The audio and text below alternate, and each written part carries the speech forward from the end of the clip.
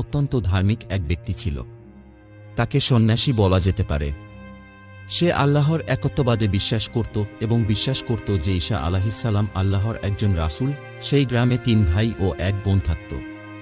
সেই ভাইদের জিহাদের জন্য ডাকা হলো, কিন্তু তারা বোনকে একা রেখে যেতে চাইল না। কার কাছে রাখবে চিন্তা করতে লাগল।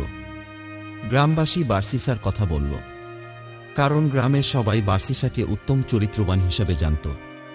তো তারা বার্সিসার কাছে গেল। যখন তার কাছে তাদের বোনকে রাখতে চাইলে সে রাজি হল না এবং বলল, আমি অভিশপ্ত শয়তানের কাছ থেকে পানাহ চাই, কারণ সে ভয় করছিল যে সে গুনাহে লিপ্ত হয়ে যেতে পারে। তখন শয়তান বার্সিসার মনে কুমন্ত্রণা, ওয়াসওয়াসা দিতে আসলো। চালাক শয়তান জানত যে বার্সিসার মন খুবই নরম। সে কানে কানে বার্সিসাকে বলল, তারা যদি ভালো কাউকে তাদের বোনের জন্য খুঁজে না পায় এবং খারাপ কারো কাছে মেয়েটিকে রেখে যায় তখন কি হবে।